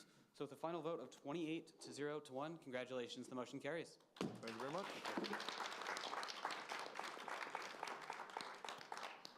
Next, we'll see item 2025-3-002F, Cyclone Stampede event funding with Senator Kameyer. All right, so I just talked about one of my favorite traditions at Iowa State. Here's another one, the Iowa State Rodeo, and we have a representative here who will tell us all about it. Hello, everybody. My name is Mason Wolf. I'm the current treasurer for the Rodeo Club here at Iowa State. Cyclone Stampede is definitely the biggest event that we hold every year. It's a two-day event. We have a Friday performance, a Saturday morning performance, and a Saturday evening performance. And throughout those days, we have a cumulative of probably 3,000 students and alumni and participants. So it's definitely the biggest event that we hold every year. It takes everything in our club. All the club members are a part of it. And in fact, the last run student organization rodeo in the entire nation. So if you go to every other rodeo in the entire nation run by a university, it will be run by companies and workers, but no, not this one. This one is worked entirely through the club. So we're asking a lot of money, yes, and we thank the student government every year that we come up here. We could genuinely not do it without each and every one of you, so thank you. With that, the floor is open, starting with Vice Speaker Pursley. I would like to say that although this bill is requesting a large amount of funding, I think it is so important to so many students on the Iowa State campus, and it's always such a cool event and a great time. So I would like to put my support behind this bill. Senator Shin. This sounds amazing, but I am curious, is this event open to the Ames public too? Yes, this is open to everyone. Students get in for free, and then it's $20 entry for everyone else. All right, Senator Agarwal. I just wanted to say, I went to the rodeo last year, and it was one of the best experiences I've had at Iowa State. I'd just like to back my support, provide my support to this bill. Speaker Momini. I know that this price tag is also scary, but they come and see us every year. I personally have not went, I'm very sorry, but I have not heard a single report from anybody who has ever gone about it being bad. I've only heard good things about this event. Remember, we're here for the students, we're here to represent the students. Even if you don't like the price tag on it, think about how valuable it is to the student experience. Think about how valuable it is that our students are leading this event. So with that, I do support this. I think that it's a wonderful event that we fund. I yield. Senator Kameyer. For some reason, I keep forgetting this, but we did pass this favorably through Finance Committee. Hopefully that's the last time I have to say this tonight. Also, like, we have a separate, like, account specifically, like, for the rodeo club. That's how important I feel like it is to student government. Senator Azan. I do have a question with Finance Director Evan. Is it a sponsor organization? I don't know that off the top of my head, but what I will say, it looks like they are. I'm getting from the Finance Committee. But I will say the events account where this is coming from, it's not bounded by PNC. Yeah, yeah. So if I that's your just concern. wanted to ask this. Sure. I do know you guys actually typically ask like a lot of money, and this number seems relatively less compared to last year. I don't know. I don't remember the exact number, but did you do like fundraise or something? Yeah, so last year I want to say, got around $3,000, $4,000 in sponsorships. And I want to say we have close or maybe even over doubled that compared to this year. So we really hiked up on sponsorships to make it easier for us to hold it and, you know, all that. But no, this is based off last year's breakdown. So all three things are just as expensive as last year, so. Okay, awesome. Thank you, Ayub. Senator Rahman. And Senator Kameyer, I'm assuming that was left over. Just checking. Could you expand on like what a stampede is to someone that has no idea what a stampede, like are there animals involved, and are they like running, or like what is the, like, I'm very intrigued. Yeah. So stampede is pretty much another word for rodeo. So most rodeos, if you've ever been to one, and if you haven't been to one, how it works is there's like 7 big events that go on throughout a rodeo. Bulls is always last. There's saddle broncs, which is horses, but with a saddle on it. There's bareback, and so that is a horse with no saddle and a guy on the back of it. There's goat tying, which is strictly a women's event, where a woman will come off on one side of the arena, jump off her horse at full speed, and tie down a baby goat pretty quick. There's breakaway roping, and that's a women's event. And so a woman or a girl will come out of the chute and rope a calf, and it will run away with a flag on the back of it, and that'll stop the time. There's team roping, and then there's tie-down roping. Those are both male events, and team roping is 2 horses with a guy on the back will come, and they'll rope a calf, and it'll fall to the ground, and that'll stop the time. And then tie-down, someone will rope the calf, and then they'll jump off their horse, tie it down to the ground, and then that'll be the time for that. So those are like the 7 big events that you'll see at every cycling stampede and every other NYRA event and rodeo you go to. So. And where do you source the animals from? I'm just curious. So that is Barnes PRC Rodeo Company outside of Peterson, Iowa. I grew up like 20 minutes from them. They help us tremendously throughout the entire stampede. They bring chutes, animals, which is why it's so expensive to bring them. They also bring judges. So no, they help us immensely. But everything that we do, they bring the stuff in, they feed their own animals and bring their own chutes, but then we build the entire stampede ground up the day before. So.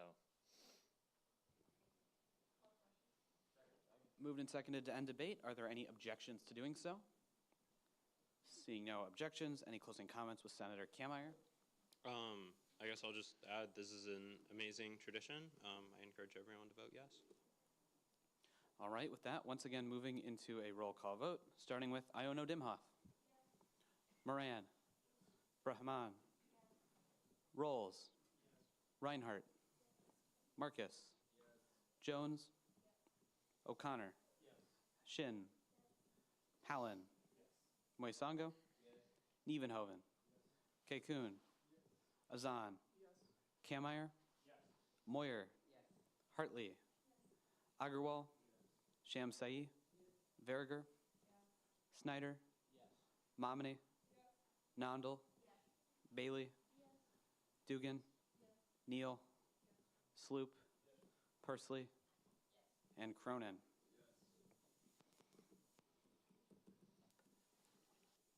All right, so with the final vote of 29 to 0, congratulations, the motion carries.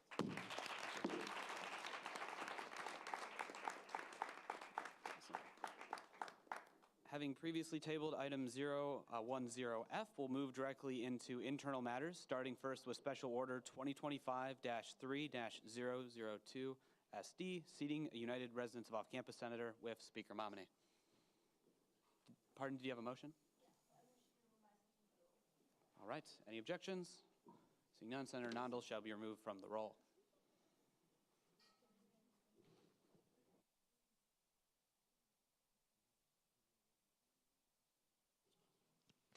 Alrighty, so this is for seating a United Residents Off-Campus Senator. They came through the Rules Committee and the interview went well, so I will invite him up to the podium.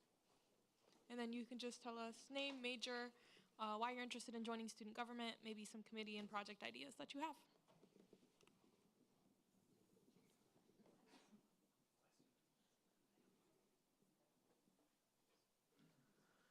All right, so my name is Alex Papanikolaou. I'm currently a sophomore, and I'm majoring in management, international business, and minoring in political science.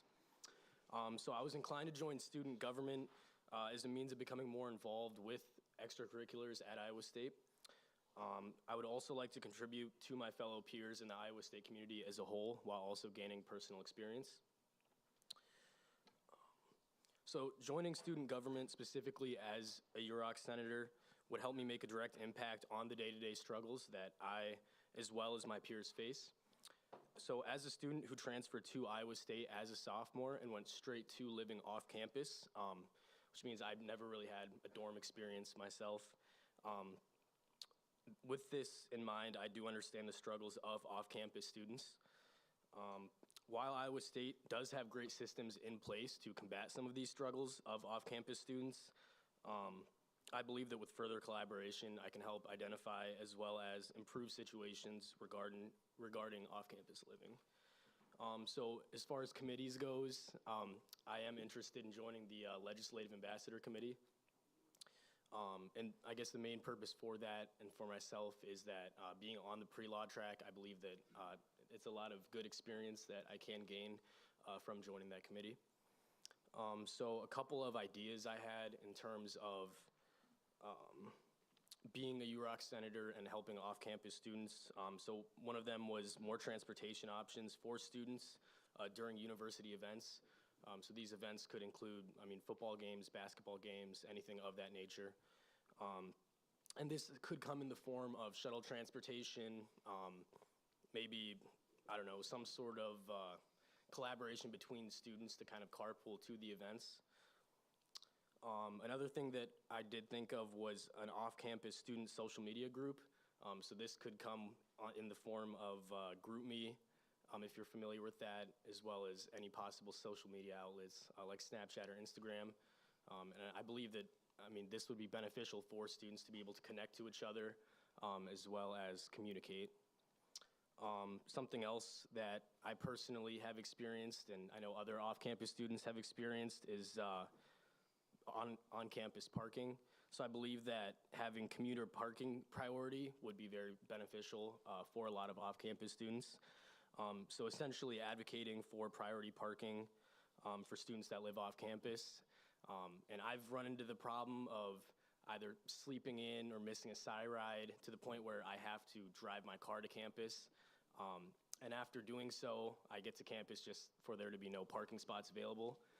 And I believe that a lot of other people experience the same issue. So I believe that if we were able to allocate a couple parking spaces to students that live off campus, that would be very beneficial.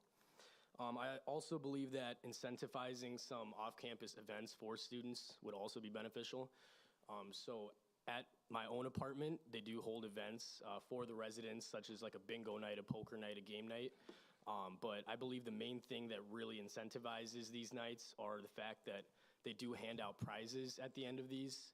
I don't know, things that could help out with living, gift cards, taking money off rent, a whole list of things. And so I believe that having these incentives at the end of a game night could also help incentivize kids that live off campus to come and interact with other students at Iowa State. Also an off-campus student mentorship program.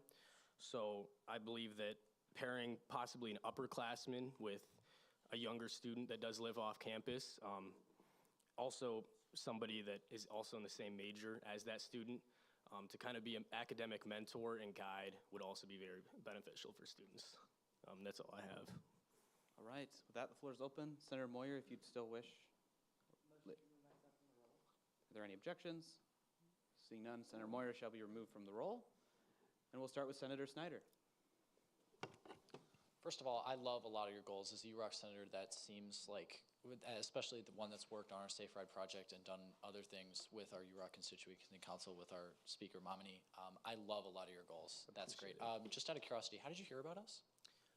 Yeah, so I do have a couple people that I know that are also involved in student government. And so I reached out to them and they kind of gave me a rundown of everything student government was about. And from there, that kind of furthered my interest to get involved. Senator Moisango. Nice speech. What's your favorite animal? I'm sorry, what was the question? What's your favorite animal? My favorite animal? You know, I'm gonna say chickens because I really like eggs, so. Senator Cronin. Yeah, I know Alex is a good guy. I think he'd be a great fit at this position, so, yeah. Speaker Mamani. Yeah, I think it'd be great to have somebody on Senate, especially a member of UROC who is so passionate, has so many project ideas, especially related to UROC. UROC has had its up and downs, so I'm excited for it to be on the up and up, and I hope you're doing okay with the egg prices right now. I am, thank you. Senator Azan. Since we talk about the animal, describe yourself in one word using any adjective.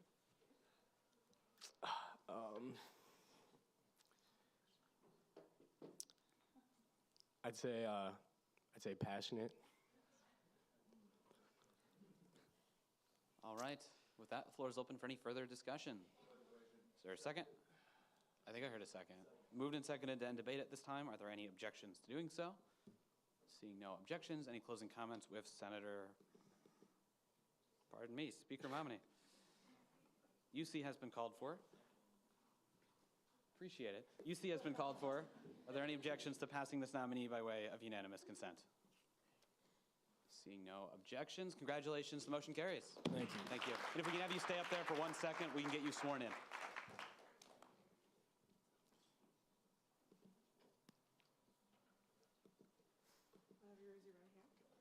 Raise your right hand and repeat after me. I solemnly swear or affirm I solemnly swear and affirm to execute the duties of my position to execute the duties of my position as prescribed in the Constitution as prescribed in the Constitution and the laws of government and the laws of government for the benefit of all students. for the benefit of all students. Congratulations. Thank you. Appreciate it.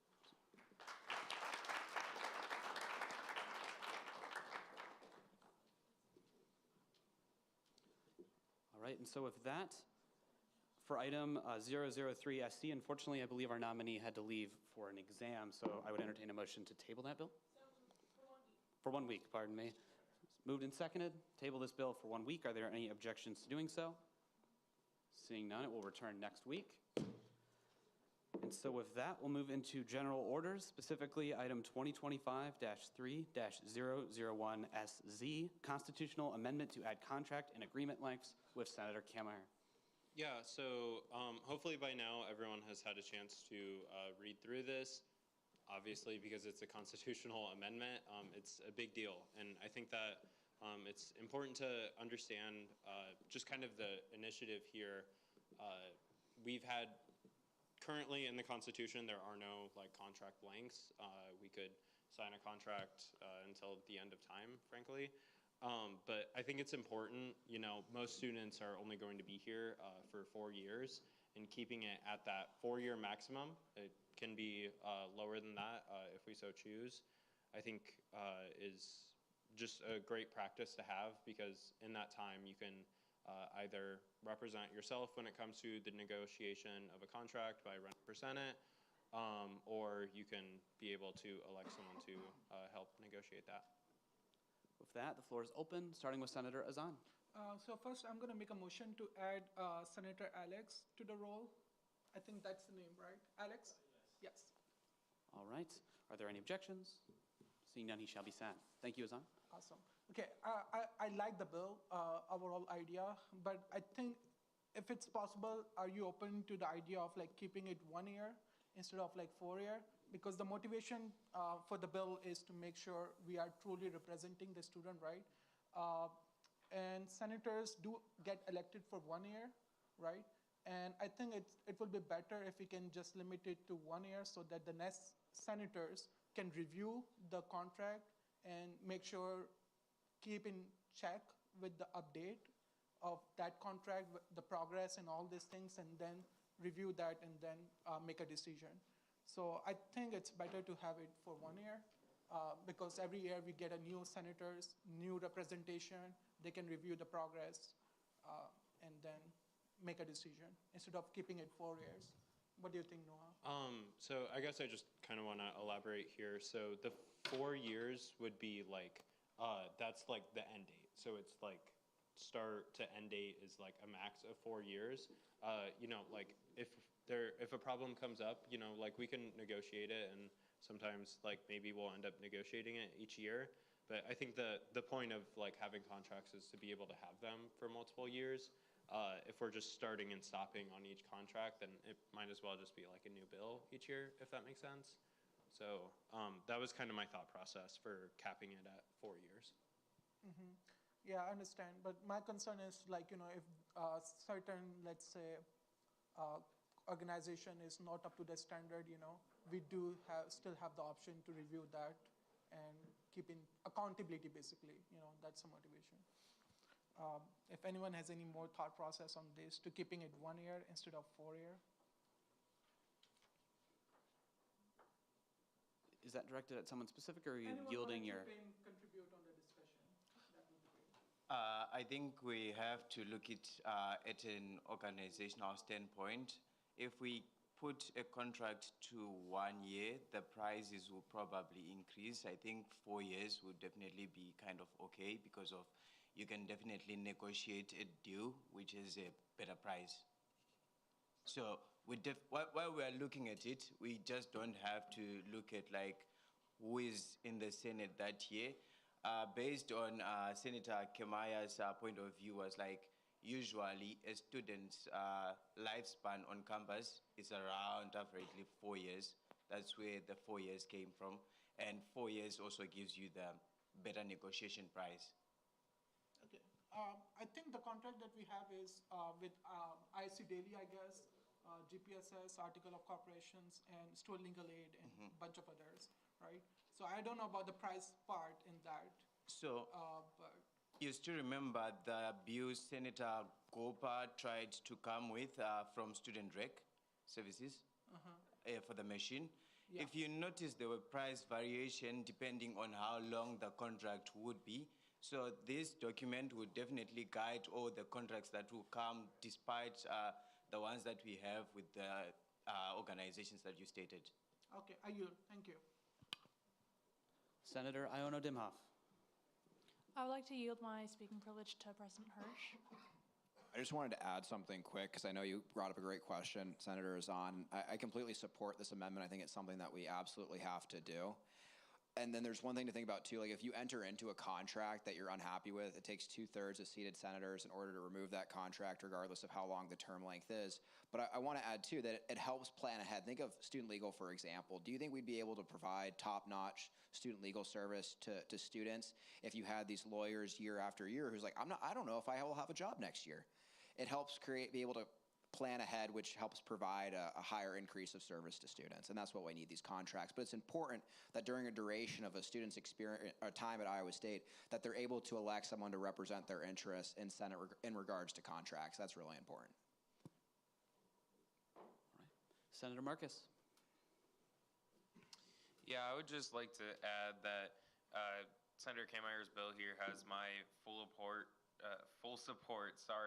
to add this amendment. I fully agreed with him, and I talked with him about it. I think when he had first mentioned it to me, and I was asking more of the specifics of it, and just the idea of that there could be a contract here when you're a freshman, and then it could go all the way up until 2 to 3 years after you graduate even. And so you or like people after you could never have a chance of changing it. That just seems silly to me, and so I am in full support of this amendment. Speaker Momini. I have a question about the whereas clause. It's worded confusingly, and I'm confused. So it says, if passed, this amendment will not interrupt the term length of any present contracts, but only be enforced when renegotiated. If so, unless the current financial contract doesn't have a present end date. What does that mean? So essentially, if we have, say, a contract that goes for 6 years and it ends in 2026, we will renegotiate it in 2026, and that like max of 4 years will apply then. What is the portion unless the current financial contract doesn't have a present end date? I think that would be like, then we would have to like renegotiate contracts that like don't have an end date, which I'm only aware of, or it has to be a financial contract, but I'm like not aware if we have any presently. I yield time to Brad. But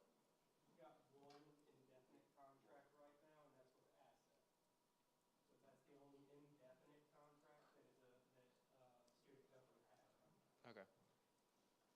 And so then we would have to renegotiate the asset contract every 4 years. Can somebody on asset speak to the feasibility of this? Or the effect, if it would have a great effect? Azan?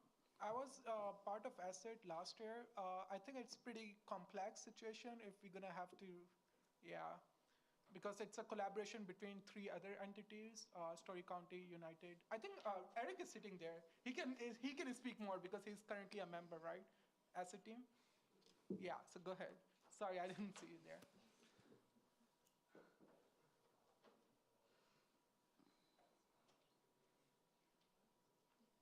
Brad?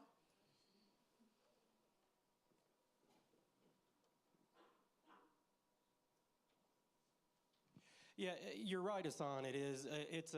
The partnership. It would make it a little more difficult because when you're talking about the social services piece, you are planning quite a bit ahead in some of that, but there's also a commitment there that the funders put out there. So it could get tricky, but that does not mean it's not something that can't be done. Okay, so, but that contract, from my understanding, that contract was entered into in the 1990s, and it was that indefinite at that point. So, yeah. And then the Articles of Cooperation with GPSS are mentioned. Are they a financial contract? I guess I'm not super familiar with that contract, so I know, I guess I'll yield. Yeah. As far as I remember all the Articles of Cooperation, Eddie Mahode presented it in last year. There's a time period on that too. And in terms of financial, grad student activity fee does come to student government, but it has nothing to do with Article of Cooperation. It is a separate thing. The grad students activity fee, which probably Evan can talk more about that. But the article of cooperation is how we're going to deal between two different independent Senate, how we can collaborate and work together, as far as I remember. So it has nothing to do with finances, but I'm not 100% sure. So if you want me to look in detail, we can table this for 1 week, and I can go back and discuss in GPSS or probably do more research and see if there's any finance element that is involved. I'll yield some time to. I'm going to yield some time to Evan because It's my speaking privilege. Oh, sorry. Okay, I yield some time to Senator Rawls. I'll just kind of say this first.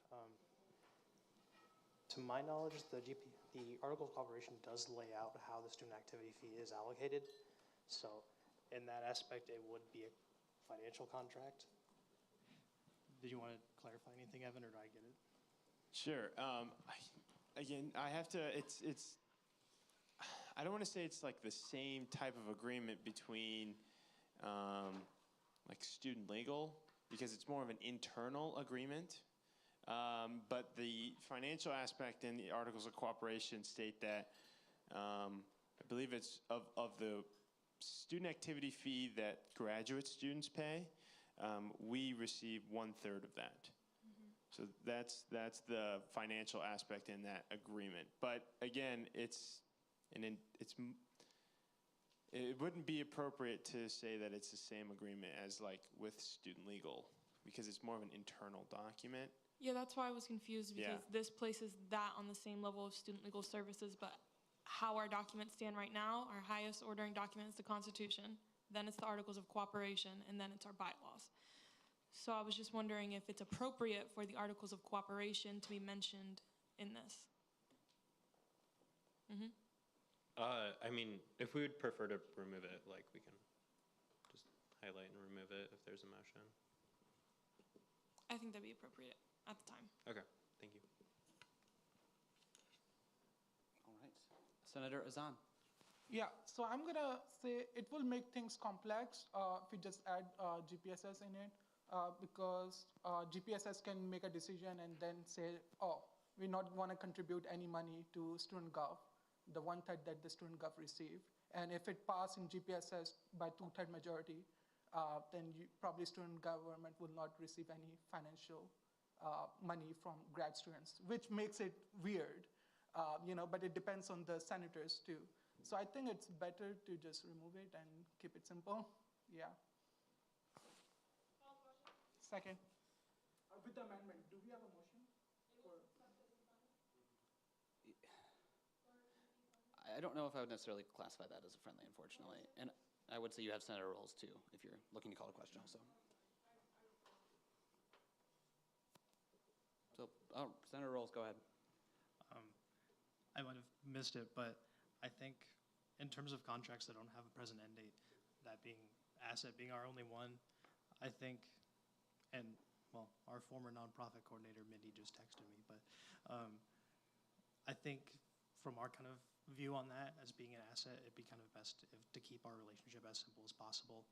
And since it's only one contract, I feel like it wasn't necessarily needed to have that renegotiated every 4 years, because that kind of puts some more stress on the process and whoever's in that role currently, because asset is kind of already a very complicated process, like it was mentioned, and being the nonprofit coordinator is also pretty extensive, so this would kind of put more stress on to whoever is currently in the role, or if that role happens to be vacant at the time, it puts a lot more stress on whoever has to cover for that. So I think at least an exception for asset, or removing the point that just says financial contracts that don't have a present end date. All right. That floor is open for discussion or motions, either one.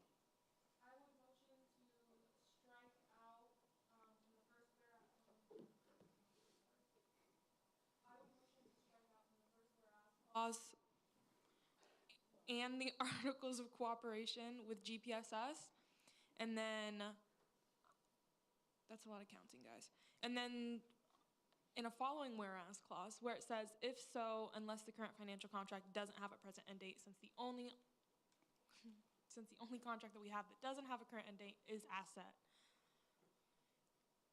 That's the motion that I'm making. All right, so you're looking to remove the second parts of both the first whereas clause and the second to final whereas clause, correct? Yes, that sounds right. Is there a second? Second.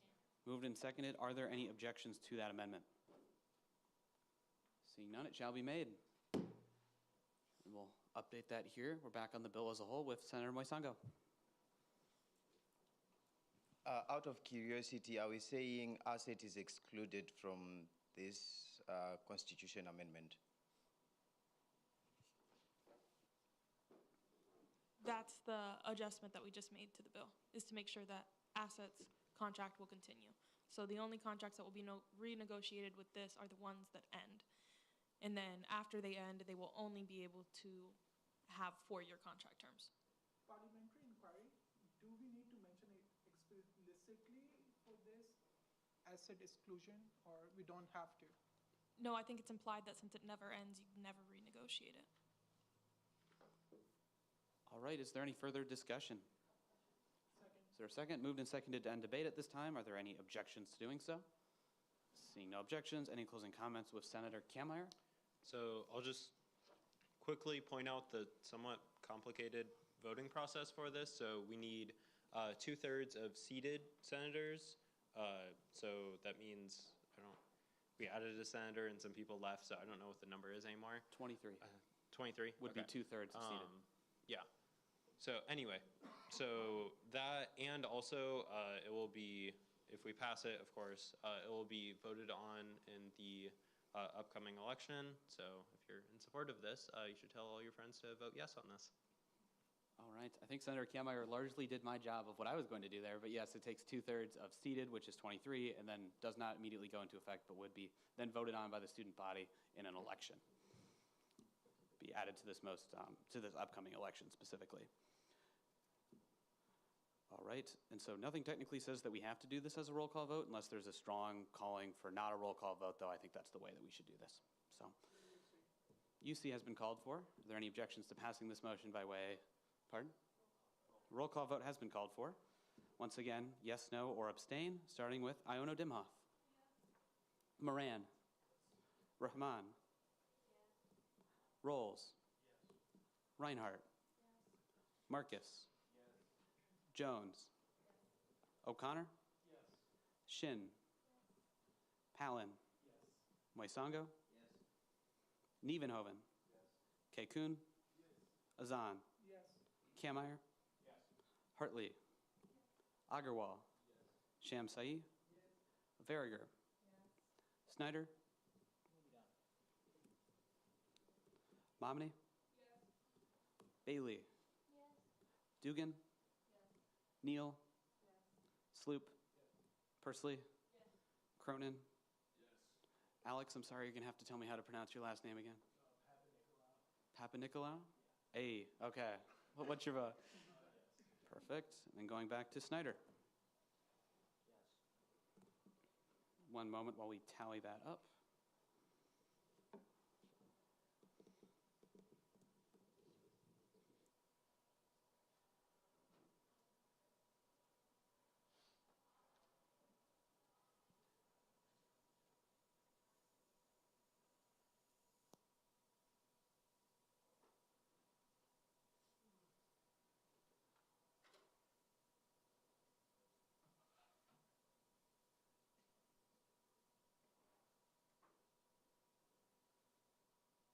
So with a final vote of 28-0, the motion carries.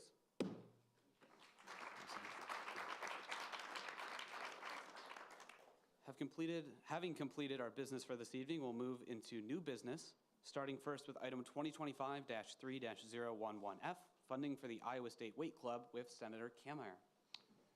Everyone, so this is a funding request that came in for the Iowa State Weight Club, which is also a really big student org. These are just like some of the events as well as travel costs, and we will go through this in finance on Friday. Floor is open for any questions of intent. Seeing none, this item will return next week. We'll now look at item 2025-3-012F, Cricket Club competition funding with Senator Marcus. Yeah, hi everybody. This is also a first read bill for the cricket club. They will be going to a competition, and we will see them in finance on Friday. Floor is open for any questions of intent. Seeing none, this item will return next week. Next is item 2025-3-013F, funding for the Iowa State Equestrian Club Hunt Team with Senator Moisango. Hello. Iowa State Equestrian Club is seeking funding, and I'll probably see this in finance on Friday. Yeah, feel free to ask any questions of intent. Floor is open for questions of intent. Seeing none, this item will return next week. Next is 2025-3-014F, funding the International Student Council with Senator Jones. Like we've said the past 7 times, we're going to see the International Student Council in Finance Committee this Friday. This is on first read. Once again, open for questions of intent. See no questions of intent. Moving on to 2025-3-15F, funding the Asian Student Union with Senator Jones. Hi again. We're going to be seeing this organization on Friday for the Finance Committee, so it's on first read. Floor is open for questions of intent. Seeing none, we'll then move on to item 2025-3-016F, funding the Disc Golf Club with Senator Jones. Last one, I promise. This is the last for me. Funding the Disc Golf Club. We'll see them hopefully this Friday in Finance Committee. Again, this is on first read. Any questions of intent? Seeing none, once again, this item will return next week. Next is 2025-3-017F, funding for Letters of Love fundraising with Senator Moisango. Yeah, Letters of Love is requesting funding for support of their fundraising. We'll be seeing this bill on Friday. Once again, yeah. Any questions of intent? The floor is open for questions of intent. Seeing none, this item will return next week. Lastly, we'll look at item 2025-3-018F, the Campus Concert Act with Senator Kammeier. All right, so as you can see, we only had a couple co-sponsors on this one. I think it goes without saying, both President Hirsch and Vice President Margaret, as well as many other people, have been working exceptionally hard on this for a really long time. When I talked to President Hirsch about this this afternoon, I told him he was free to just talk my ear off about this bill and how excited he was. I encourage everyone to read through it. It's obviously something that we can afford given the amount, and I think that this is an amazing initiative, not just by student government, but for the student body.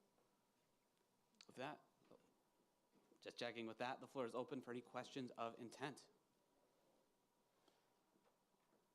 Starting with Senator Azan.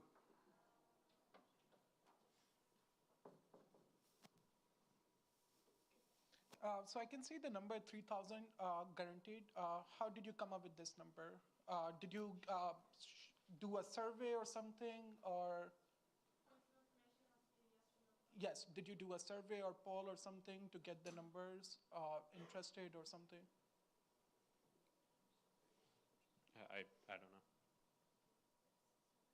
All right. With that, any further questions of intent? Seeing no further questions of intent, the Campus Concert Act will return next week. So with that, we've completed our business for this evening, and I'll go ahead and open the floor for any general closing announcements. It's a rare week. We don't have any. All right.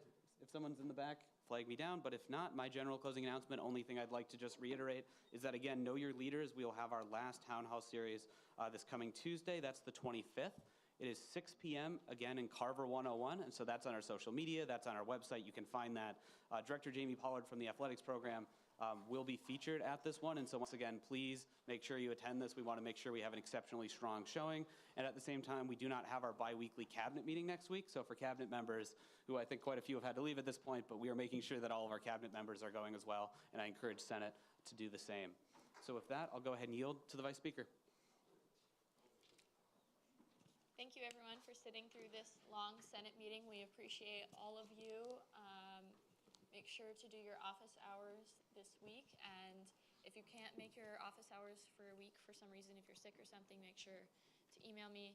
Also, make sure to be writing down your office hours in the binder so I don't have to find you and track you down. And yeah, thank you all so much. I yield. Gonna echo that. Thank you guys for this wonderful meeting. I know it's a little bit longer than we're used to, but I think it was worth it. Next week will be so fun. I think we're gonna have a lot of finance things to discuss. Next week we also have a working meeting. It is mandatory, and I think that it will be very helpful for all of us. It is the start of the Pathways program. You all have gotten an email either saying that you are a mentor and the name of your mentees, and if you are a mentee, you have gotten an email to your mentor with you CC'd on it. Please, please, please communicate with each other before you come next week, because I'm only doing a half an hour working meeting because I know that we want to get out of here at a decent time. So I'm doing that in the hopes that you guys will communicate with each other beforehand and things will go smoothly in our half an hour and we can have a good, productive working meeting and everybody will leave here with a project that they can get done in the very short time that's left of our terms. Please do that, or I might cry. All right. With that, thank you guys. It's been a wonderful meeting. Motion to adjourn. Go Cyclones. We are adjourned. See you next week.